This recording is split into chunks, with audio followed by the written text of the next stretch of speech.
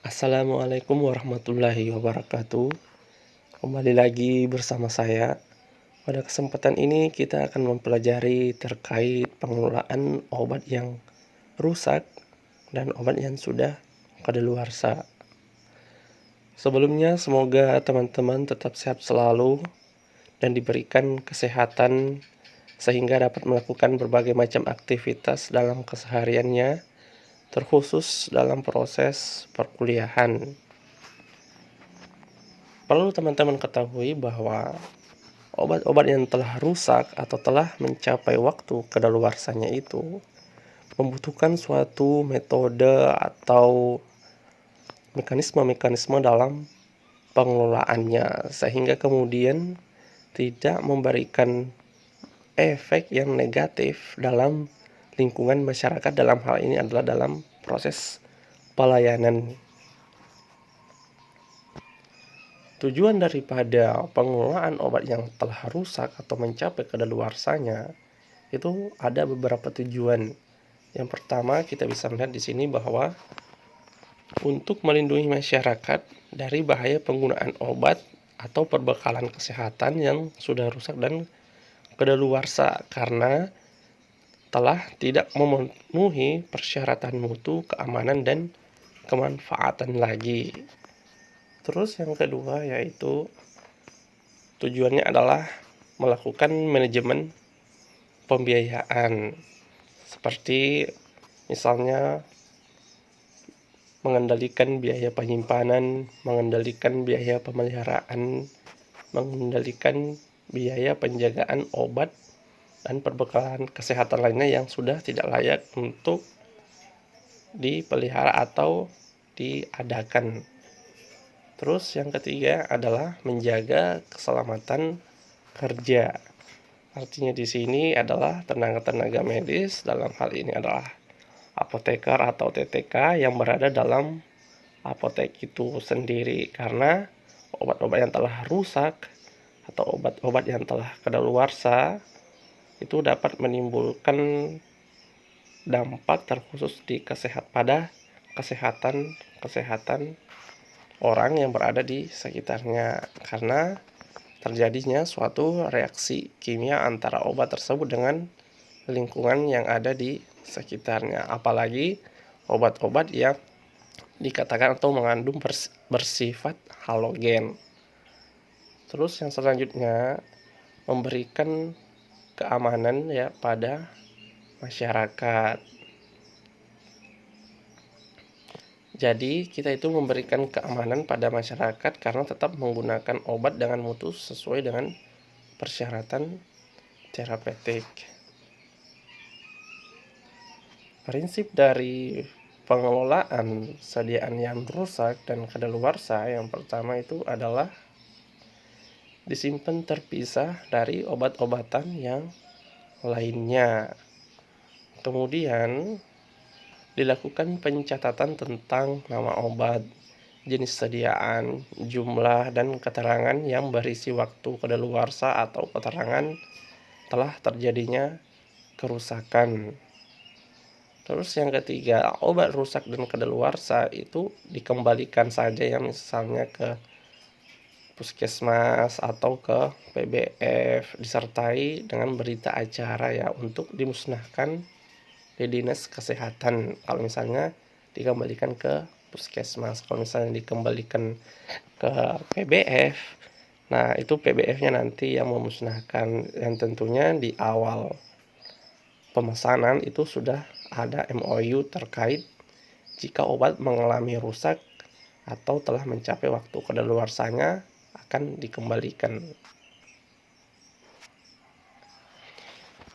Pemusnahan obat-obat kadaluarsa ya tentunya telah diatur dalam PP RI nomor 72 tahun 93 tentang pengamanan sediaan farmasi dan alat kesehatan. Kita bisa melihat di sini ada beberapa pasal yang mengatur terkait pengelolaan obat rusak dan kadaluarsa ya. Terkait pelaksanaannya itu tercantum dalam pasal 45 ayat 1, yang mana bunyinya itu pemusnahan sediaan farmasi dan Alkes dilaksanakan oleh badan usaha yang memproduksinya dan atau mengedarkannya, dan atau orang yang bertanggung jawab atas sarana kesehatan dan atau pemerintah setempat.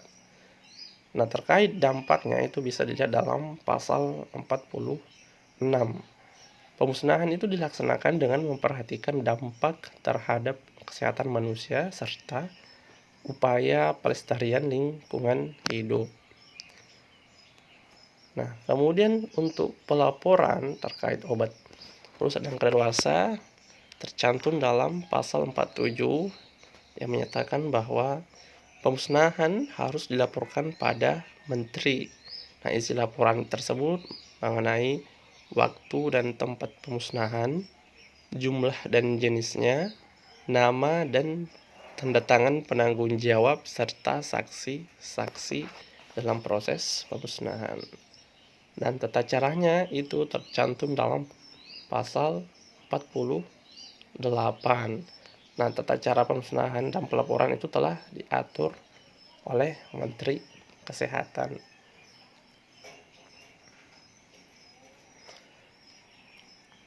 Pemusnahan itu merupakan suatu bentuk kegiatan pengelolaan terhadap obat-obatan yang tidak digunakan lagi dikarenakan telah kadaluarsa atau telah rusak ataupun karena mutunya sudah tidak memenuhi standar terapi. Jadi proses pemusnahan itu dilakukan jika obat itu sudah rusak. Tentunya rusak ini bisa dilihat dari ciri-ciri fisik obat tersebut atau telah mengalami kadaluarsa yang kita bisa melihat pada tanggal expired date-nya atau mutunya telah tidak memenuhi standar terapi meskipun belum kadaluarsa. Nah, ini maksudnya bisa dikatakan dalam kategori telah mengalami kerusakan karena mutunya sudah menurun. Terkait pemusnahan obat-obat yang rusak dan kadaluarsa tentunya memiliki syarat-syarat. Nah, yang pertama itu syaratnya adalah produk-produk itu tidak memenuhi persyaratan mutu lagi, artinya adanya perubahan mutu yang begitu signifikan sehingga tidak maksimal dalam pemberian terapeutik efek terapeutik. Terus yang kedua telah kadaluarsa, artinya kadaluarsa itu telah dicantumkan tanggalnya di kemasan misalnya, sehingga artinya bahwa produsen atau PBF itu memang telah memberikan bahan pengawet ya misalnya atau eksipien dalam obat itu dalam jangka waktu tertentu saja. Jika melewati waktu tersebut, obat tersebut akan misalnya mutunya tidak maksimal lagi atau mulai menurun atau dapat mengakibatkan sifat toksin karena berkurangnya kemanfaatan dari eksipien dalam obat tersebut. Terus yang ketiga, itu tidak memenuhi syarat untuk dipergunakan dalam pelayanan kesehatan atau kepentingan ilmu pengetahuan. Nah, terus yang keempat, izin edar telah dicabut. Maksudnya di sini izin edar telah dicabut, misalnya kita bisa melihat kemarin terkait obat yang bermerek Albotil itu kan, meskipun dia tidak rusak ataupun belum kadaluarsa, tetapi izin edarnya dicabut. Artinya kenapa obat-obat ini ditarik di pasaran? Karena telah memunculkan efek samping yang begitu sangat memberikan dampak negatif yang menggunakan, sehingga meskipun belum rusak dan kadaluarsa, izin edarnya dicabut atau telah ditarik di pasaran produk-produk tersebut karena adanya atau munculnya dan ditemukannya efek samping yang berbahaya. Untuk proses pemusnahan itu tentunya ada protap yang telah mengaturnya. Jadi ada prosedur tetap yang harus diikutin dalam proses pemusnahan. Hal-hal yang perlu diperhatikan dalam proses pemusnahan yang mengikuti prosedur tetap yang telah ditetapkan. Yang pertama yaitu terkait inventarisasi. Jadi dalam proses pemusnahan itu harus melaksanakan inventarisasi terhadap sediaan farmasi dan perbekalan kesehatan yang akan dimusnahkan. Terus yang kedua itu menyiapkan administrasi, misalnya menyiapkan laporan dan menyiapkan BAP-nya. Terus yang ketiga yaitu mengkoordinasikan jadwal dan metode yang akan digunakan kepada pihak-pihak terkait. Dalam hal ini pihak-pihak yang akan melakukan pemusnahan. Terus yang selanjutnya yaitu menyiapkan tempat atau lokasi pemusnahan.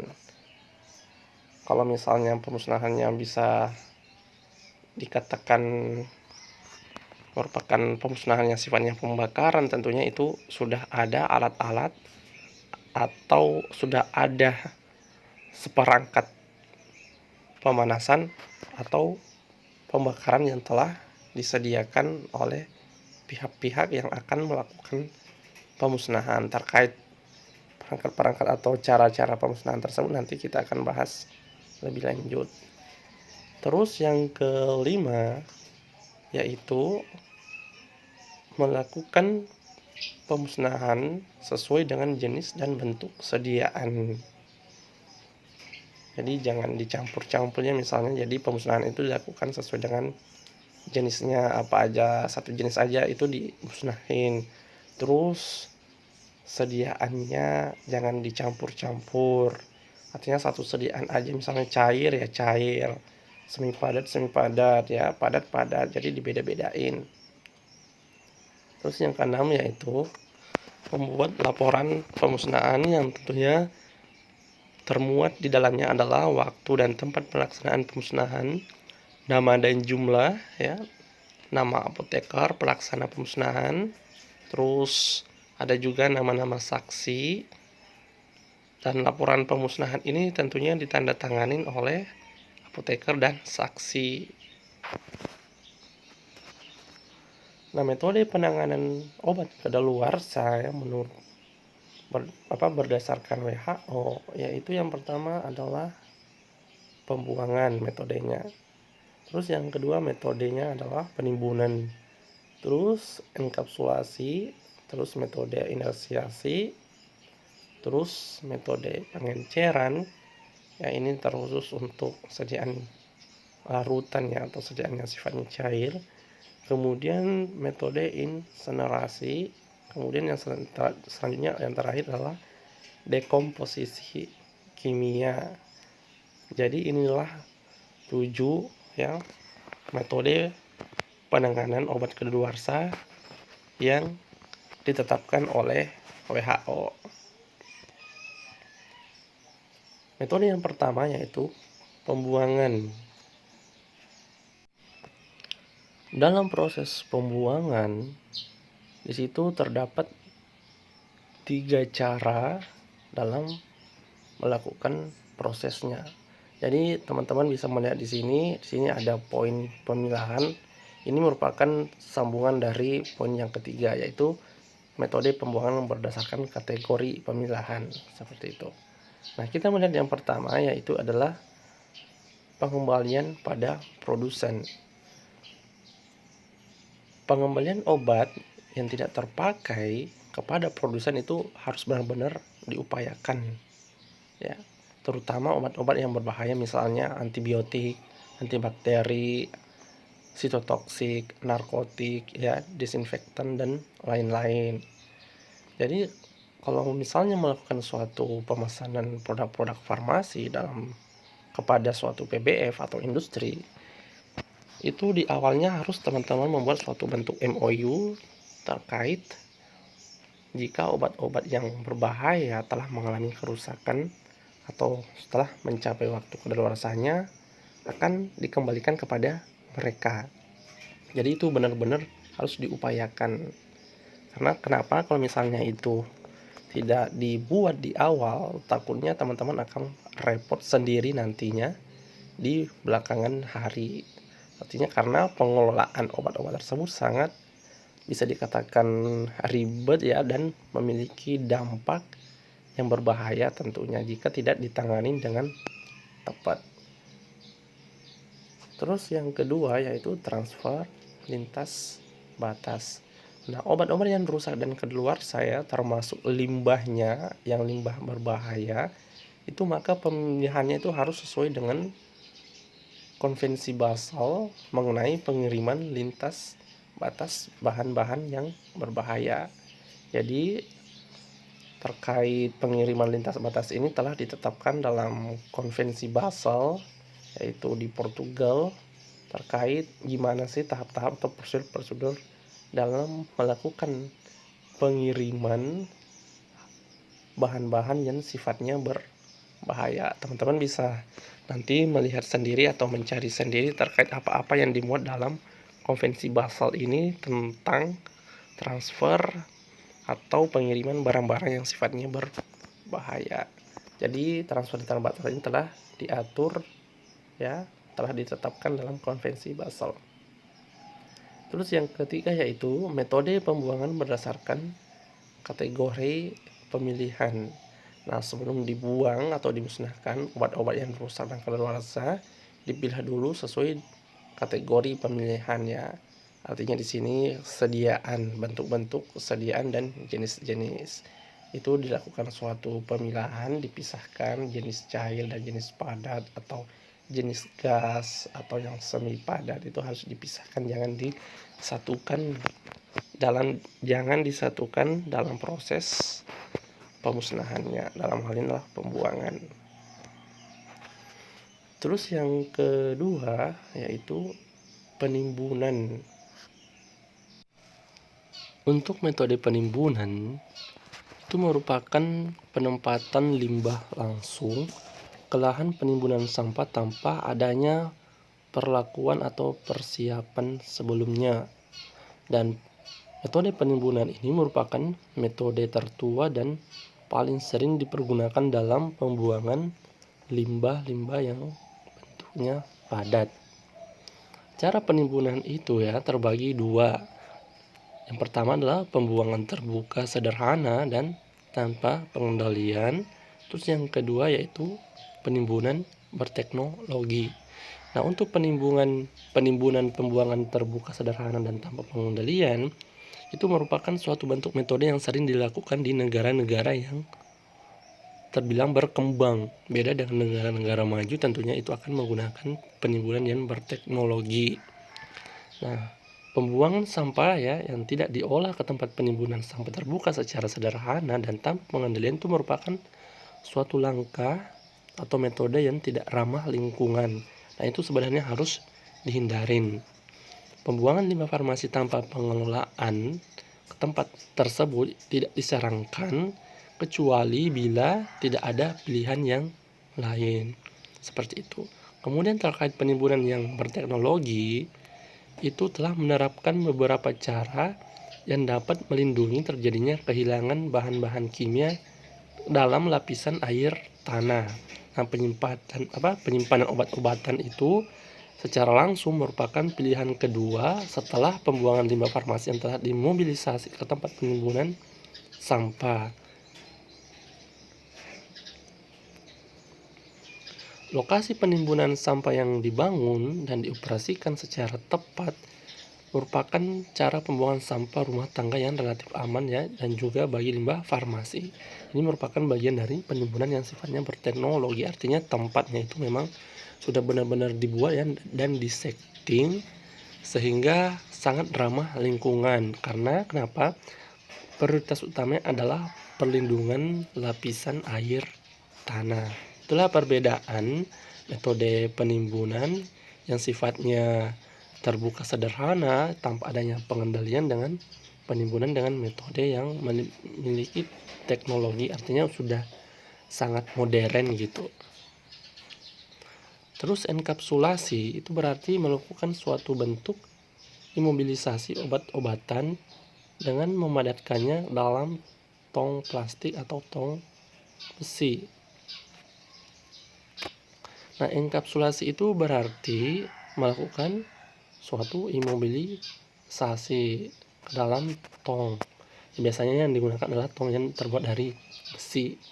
Nah, tong tersebut harus bersih dan kandungan sebelumnya itu harus bukan bahan yang mudah meledak atau berbahaya. Jika maksudnya di sini jika tong tersebut udah digunakan sebelumnya, itu kandungannya itu bukan bahan yang mudah meledak atau yang berbahaya. Terus caranya gimana? Tong itu diisi hingga 75% kapasitasnya dengan obat-obatan padat atau setengah padat. Lalu sisa ruangnya itu dipenuhi dengan campuran kapur, semen, dan air. Kalau dilihat perbandingannya itu 15:1 berbanding 15. Hingga terisi penuh, kemudian tong tersebut ditutup dengan diklem atau dilakukan pengelasan biar nggak mudah terbuka ya nantinya jika dilakukan suatu proses enkapsulasi. Nah, tong yang sudah disegel kemudian harus ditempatkan di dasar lubang pembuangan dan ditutupi dengan sampah padat rumah tangga. Nah, enkapsulasi obat-obat anti kanker atau sitotoksik itu membutuhkan kehati-hatian yang khusus. Jadi yang anti kanker dan atau sitotoksik itu harus memerlukan penanganan yang sangat hati-hati. Terus yang selanjutnya adalah metode inersiasi. Jadi metode inersiasi ini merupakan varian dari metode enkapsulasi. Nah, obat-obatan dilepas dari bahan pengemasnya ya, misalnya kapsul ya, blister, strip, saset, ya, kertas, karton, botol, dan plastik. Jadi semuanya itu harus dilepas. Obat-obatan dicampur dengan kapur, semen, dan air dengan perbandingan 65 berbanding 15 berbanding 5, sehingga terbentuklah pasta yang sifatnya homogen. Nah, pasta itu dipindahkan ke tempat pembuangan akhir yang akan membentuk massa padat bercampur dengan limbah rumah tangga biasa. Nah, pasta tersebut kemudian dipindahkan dalam keadaan cair dengan mempergunakan truk ya, pengaduk konstruksi ke tempat pembuangan dan dituang ke dalam tempat pembuangan sampah biasa. Pasta akan berubah menjadi massa padat yang bercampur dengan limbah rumah tangga. Nah, proses inersiasi ini itu diperlukan ya alat khusus. Alat khususnya yaitu misalnya seperti mobil-mobil yang merupakan pengaduk beton ya, atau yang kita kenalnya biasanya disebut dengan mobil molen gitu.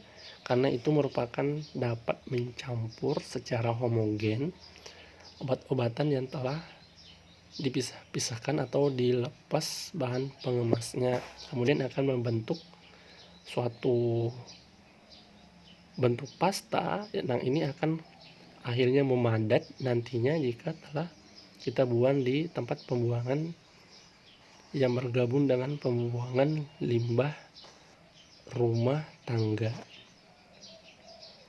Terus yang selanjutnya adalah pengenceran. Metode pengenceran ini dilakukan atau diterapkan pada obat-obatan yang aman dan biodegradable-nya itu dalam bentuk cairan. Misalnya sirup dan infus ya, dapat dilarutkan dalam sejumlah besar air hingga encer dan dibuang ke saluran pembuangan air ya, sedikit demi sedikit selama periode tertentu dalam jangka waktu tertentu.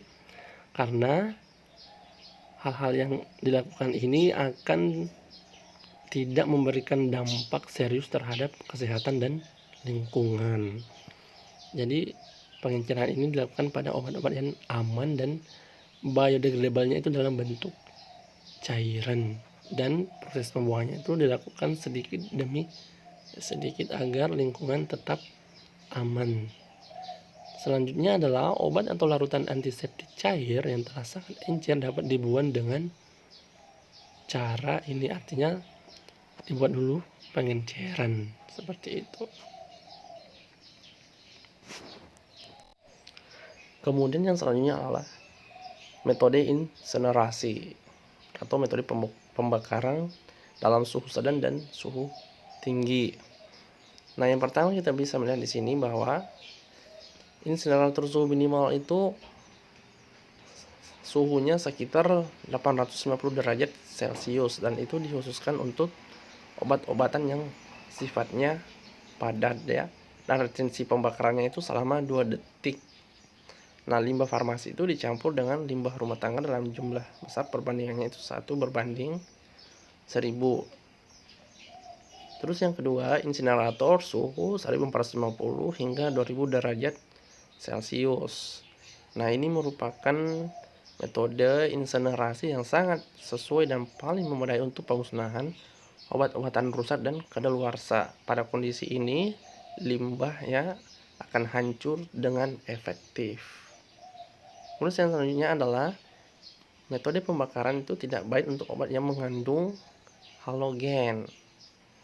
Karena kenapa? Takutnya jika telah dilakukan pembakaran ya, uapnya itu atau asapnya itu dapat menyebar kemana-mana. Jika dihirup oleh manusia atau hewan-hewan itu takutnya terbius. Terus yang keempat ya, perlu diperhatikan bahwa dalam metode insinerasi itu harus adanya bentuk kerjasama dengan industri-industri semen. Karena kenapa? Obat-obatan itu harus dibuka dari kemasannya, lalu dilakukan penggilingan dan dicampur dengan bahan bakar secukupnya ya, dengan perbandingan itu misalnya nggak lebih dari 5%. Nah, dalam proses pembakaran semen itu biasanya menghasilkan tuh 1.500 hingga 8.000 ton semen per hari. Nah, karena itu jika suatu industri farmasis atau yang menangani obat-obat rusak atau kadaluarsa, memang harus adanya suatu bentuk kolaborasi atau kerjasama dengan industri semen ya.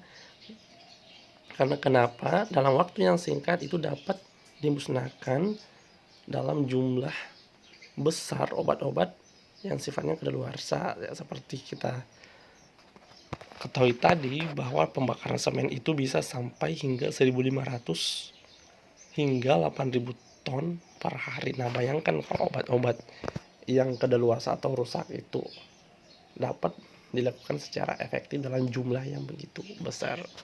Ini beberapa poin yang perlu diperhatikan dalam proses metode pemusnahan obat rusak dan kadaluarsa dengan insinerasi. Kemudian yang selanjutnya ya, yang terakhir adalah dekomposisi kimia. Nah, obat-obat golongan anti kanker, sitotoksik, antibiotik, antibakteri dan lain-lain itu dapat dimusnahkan dengan cara ini, dengan cara dekomposisi kimia. Terus poin yang selanjutnya yang perlu diperhatikan bahwa itu terbilang tidak efektif dan efisien. Karena kenapa? Inaktivasi kimia itu sangat mahal, lama, dan berat, serta membutuhkan persediaan reaksi sepanjang waktu, makanya terbilang tidak efektif dan efisien. Terus yang selanjutnya adalah itu harus ada ahli kimia dan farmasi serta peralatan khusus. Terus yang selanjutnya, jika tidak terdapat insinerator yang memadai, dekomposisi kimia ini merupakan alternatif atau rekomendasi. Nah, metode ini mungkin diperhatikan itu nggak praktis untuk menyingkirkan sejumlah kecil obat-obatan ya, obat-obatan yang anti keganasan. Namun untuk jumlah yang besar, contohnya lebih dari 50 kg obat-obatan anti keganasan itu dekomposisi kimiawi tidak praktis karena jumlah yang kecil saja memerlukan perlakuan berulang. Makanya dekomposisi kimia ini merupakan hanya alternatif dalam pemusnahan obat jika benar-benar insinerator itu enggak memadai. Karena kenapa? Proses dekomposisi kimia misalnya pada anti kanker, sitotoksik, antibiotik, anti disinfektan dan lain-lain itu sangat kecil dalam menyingkirkan zat-zat aktif keganasannya itu. Nah, teman-teman bisa membayangkan sendiri kalau yang pengen dimusnahkan itu dalam jumlah yang begitu besar ya. Itu gimana tuh proses menyingkirkan zat-zat yang memiliki keganasan itu. Yang kecil aja sangat sulit, gimana kalau dalam bentuk yang besar. Itulah kekurangan dekomposisi kimia. Berdasarkan keputusan Menteri Kesehatan nomor 1204 tahun 2004 yang menjelaskan bahwa limbah farmasi dalam jumlah kecil itu dapat diolah dengan insinerator pirolitik atau menggunakan rotary kiln atau dikubur secara aman atau menggunakan sanitary landfill atau dibuang ke sarana air limbah atau inersiasi. Akan tetapi jika limbah farmasi itu dalam jumlah yang besar, nah itu harus dikembalikan kepada distributor. Seperti itu. Selain dikembalikan kepada distributor, itu juga dapat menggunakan fasilitas pengolahan yang khusus seperti rotary kiln, kapsulisasi dalam drum logam atau inersiasi. Itulah penanganan jika limbah farmasi dalam jumlah besar. Jika limbah farmasi itu dalam jumlah yang kecil ya, karena atau bisa dikatakan tidak memungkinkan untuk dikembalikan, itu dapat dimusnahkan melalui insinerator pada suhu di atas 1000 derajat Celcius atau menggunakan metode-metode yang telah disebutkan tadi ya. Ini metode-metodenya, teman-teman bisa melihat.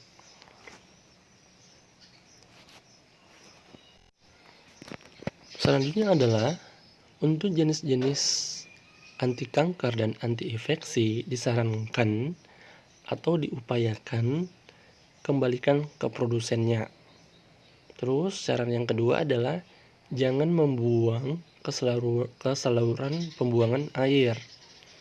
Terus yang ketiga adalah diinersiasi atau enkapsulasi terlebih dahulu, kemudian dibuang ke tempat penimbunan. Suhu insinerasinya itu sekitar 1200 hingga 1450 derajat Celcius. Kemudian jika insinerasi itu atau inersiasi tidak memadai, maka dipilihlah alternatif dekomposisi kimia, yang tentunya dekomposisi kimia ini memiliki begitu banyak kekurangan. Akan tetapi karena insinerasi atau inersiasi tidak memadai, makanya kita harus memilih dekomposisi kimia. Untuk golongan narkotika dan psikotropika ya sama, yang untuk anti kanker itu upayakan kembalikan ke produsen atau ke PBF. Jangan buang ke saluran pembuangan air dan tempat sampah kecuali telah dienkapsulasi. Terus tentunya harus dilakukan enkapsulasi atau dilakukan inersiasi, dan inersiasinya insinerasi dalam suhu yang tinggi. Terus untuk jenis-jenis antiseptik dan desinfektan itu jangan buang ke saluran pembuangan air kecuali telah diencerkan. Artinya diencerkan dulu lalu dibuang, atau dibuang ke saluran pembuangan air atau air yang mengalir deras. Maksimum itu 50 liter per hari setelah diencerkan dengan adanya pengawasan. Tidak boleh dibuang ke air yang tidak mengalir atau mengalir lambat. Terus diencerkan dulu lalu dibuang ke air yang mengalir deras. Untuk sediaan padat, semi padat dan serbuk itu dibuang ke tempat penimbunan sampah setelah dikeluarkan dari wadahnya. Tiap harinya itu nggak boleh melebihi 1% dari limbah rumah tangga. Terus yang selanjutnya bisa dilakukan proses inersiasi atau menggunakan metode enkapsulasi, dan tentunya insenerasi itu dalam suhu sedang dan tinggi. Untuk sediaan cairan itu dilakukan insenerasi pada suhu yang tinggi. Ampul dan botol gelasnya itu dihancurkan terlebih dahulu dan dibuang ke tempat penimbunan sampah padat. Plastik PVC atau dapat didaur ulang itu tidak boleh dibakar di wadah terbuka.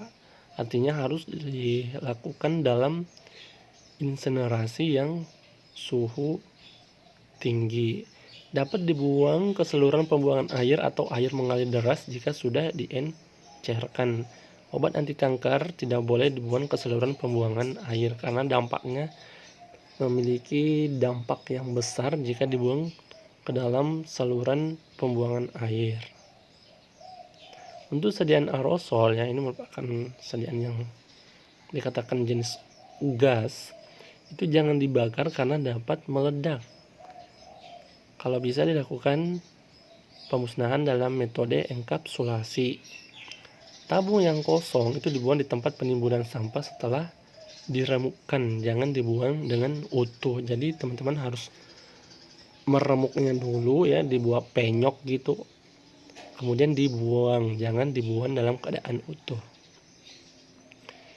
Ini merupakan gambaran secara ringkas kategori-kategori sediaan dan metode-metode pembuangannya yang tepat. Misalnya kita melihat sediaan padat atau setengah padat, itu di sini penimbunan sampah metodenya yang perlu dilakukan, atau enkapsulasi. Kategori cairan, antiinfeksi, desinfektan dan lain-lainnya, teman-teman bisa melihat sendiri pada tabel ini. Tabel ini menunjukkan sediaan-sediaan itu dan gimana metode pembuangannya yang tepat. Untuk pengelolaan obat kadaluarsa dalam skala rumahan itu terdapat beberapa langkah-langkah yang perlu diperhatikan. Misalnya yang pertama, kita itu ngambil obat dari kemasan aslinya dan mencampurkan obat tersebut dengan barang yang tidak enak, seperti misalnya ampas kopi atau teh atau tanah. Nah, dengan begitu obat menjadi tidak menarik bagi anak-anak atau hewan peliharaan kalau ada, maupun orang-orang yang sengaja mencari obat di bak sampah. Terus yang kedua yaitu taruhlah campuran dalam wadah yang bisa ditutup untuk menjaga agar obat tidak bocor atau tumpah. Terus yang ketiga, buanglah wadah ke tempat sampah. Terus yang selanjutnya, membuang ke toilet atau saluran air. Nah, obat yang dapat dibuang ke toilet atau saluran air itu obat yang berupa cairan ya, tentunya dengan cara diencerkan dengan air terlebih dahulu, kemudian dibuang ke dalam saluran air. Terus yang terakhir itu membuang kemasan sesuai dengan aturan. Nah, untuk membuang kemasan dan sesuai aturan itu misalnya menghilangkan seluruh informasi pribadi dari kemasan obat itu sendiri.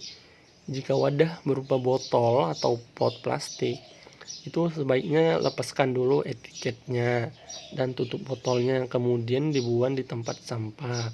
Jika itu dalam bentuk box ya atau tub, itu digunting dahulu baru dibuang. Jadi artinya kemasannya itu benar-benar dibuat rusak dulu sehingga tidak bisa digunakan lagi atau tidak memberikan suatu hal-hal yang bisa memikat atau menimbulkan niat seseorang yang melihatnya untuk digunakan lagi.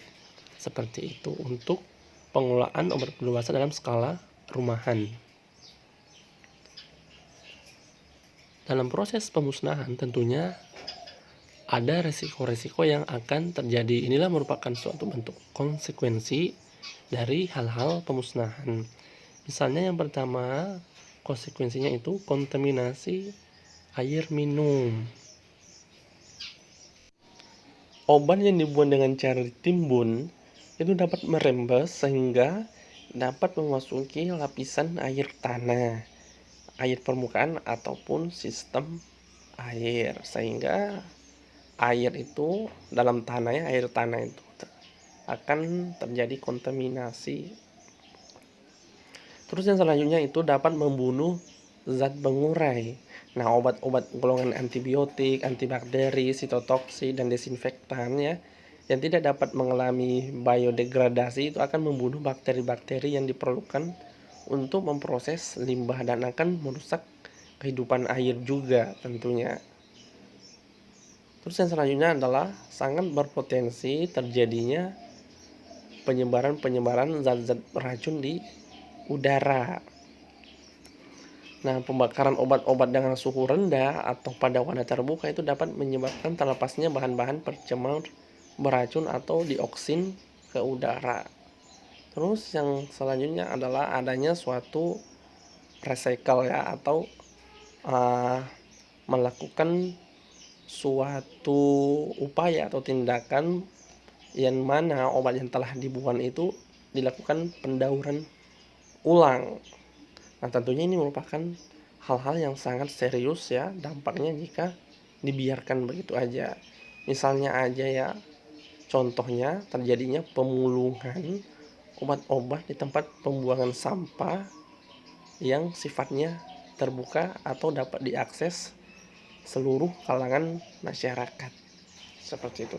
Inilah merupakan 4 ya, secara garis besar 4 resiko atau konsekuensi dari pemusnahan suatu obat yang rusak atau yang telah mengalami kadaluarsa.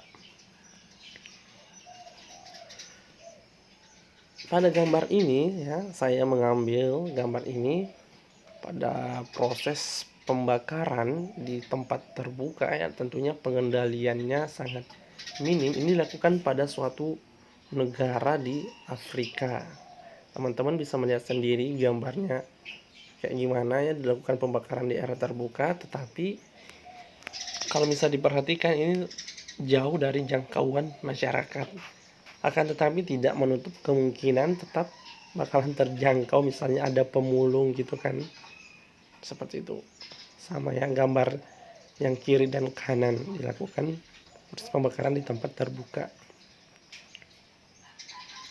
Nah, seperti yang dikatakan sebelumnya, terjadinya bentuk recycle atau pendauran ulang karena adanya pemulungan. Teman-teman bisa melihat di sini ya. Ini ada orang yang lagi mulung obat-obatan yang telah dibuang. Ini terjadi di suatu negara ya, di Asia tentunya, yang pembuangannya itu dibuang begitu aja sehingga terjadinya proses pemulungan, dan ini akan memiliki dampak yang serius jika dibiarkan. Ini dibuang aja nih. Nah, ini merupakan contoh yang patut diperhatikan atau dicontoh karena prosesnya itu benar-benar sesuai dengan standar. Artinya ada mesin insinerator atau inersiasi yang digunakan, tentunya menggunakan suhu yang sedang dan tinggi. Nah, ini dilakukan di negara-negara maju ya tentunya. Teman-teman bisa melihat sendiri. Kalau misalnya di Indonesia memang sudah ada beberapa instalasi kesehatan ya, rumah sakit, puskesmas itu sudah menyiapkan perangkat-perangkat yang dapat menunjang proses pemusnahan obat-obat rusak dan kadaluarsa yang tidak menimbulkan dampak dan efek yang begitu tinggi. Artinya dapat dikendalikan efeknya. Nah, inilah merupakan hasil jika telah dilakukan proses pembakaran ya. Teman-teman bisa melihat di sini adanya arang berserakan.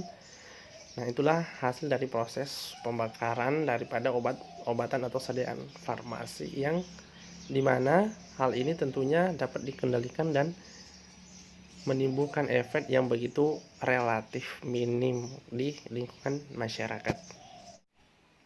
Untuk pelaporan obat rusak dan kadaluarsa ya, tentunya itu ada SOP-SOP yang perlu diperhatikan. Salah satunya itu dalam membuat berita acara. Nah, dalam berita acara itu tentunya akan dimuat beberapa hal-hal ya. Yang pertama misalnya nama obat yang rusak atau yang kadaluarsa ya di sini. Terus kemudian satuannya itu ada berapa jumlahnya. Terus expired date-nya itu tanggal berapa ya. Nah, untuk yang lain-lainnya terkait program atau keterangan, nah itu bisa teman-teman tambahkan sendiri. Selanjutnya adalah tempat dan tanggal serta nama dan SIPA, si apoteker penanggung jawab itu dia ditambahi dengan tanda tangan tentunya. Ya, teman-teman juga bisa melihat bahwa di sini bahwa nama apoteknya itu dicantumkan tahun pelaporan obat rusak dan kadaluarsa itu ya, tanggal berapa juga kan, tahunnya bulan berapa gitu. Dan tentunya teman-teman harus ketahui juga ya bahwa form pelaporan obat rusak dan kadaluarsa ini itu berbeda-beda ya, bisa dibuat atau disusun oleh si apotek-apotek situ sendiri. Artinya tidak perlu sama ya dengan apotek-apotek yang lain. Artinya ini merupakan suatu bentuk form yang sifatnya internal gitu kan. Tetapi ya yang perlu diperhatikan adalah memuat nama obat, satuan, dan tanggal expired date-nya beserta yang lain-lainnya juga. Atau kita lihat pada form yang lainnya ya. Nah, ini juga merupakan salah satu contoh form pelaporan obat rusak dan kadaluarsa. Di sini dimuat ya, kerja di sini maksudnya instansi misalnya atau apoteknya gitu. Nah, terus ada nama obat dan atau mungkin alat kesehatan ya, dalam hal ini udah rusak gitu kan. Nah, terus batch-nya ya, nomor batch-nya, terus tanggal kadaluarsanya, jumlah dan keterangan. Serta yang terakhir adalah yang menerima form ini, terus yang melaporkan form ini siapa. Seperti itu. Ini biasanya digunakan pada pelaporan obat rusak dan kadaluarsa di puskesmas atau di rumah sakit. Seperti itu teman-teman. Terima kasih. Itulah tadi materi terkait pengelolaan obat rusak dan obat-obat kadaluarsa yang saya sampaikan. Semoga materi ini dapat menambah ilmu dan wawasan teman-teman sekalian, tentunya terkhusus kepada saya yang fakir ilmu. Jika ada kesalahan-kesalahan dalam pelafalan atau pengucapan kata-kata, mohon dimaafkan. Dan jika ada slide-slide yang kurang memuaskan, artinya adanya typo-typo dan lain-lainnya, mohon dimaklumin dan dimaafkan. Sekian dari saya. Jika teman-teman pengen masih mau menambah ilmunya, silahkan melakukan pencarian secara individu ya. Banyak disediakan di web-web atau di jurnal-jurnal tentunya. Silahkan dilakukan. Sekian dari saya tutup perkuliahan ini. Wassalamualaikum warahmatullahi wabarakatuh.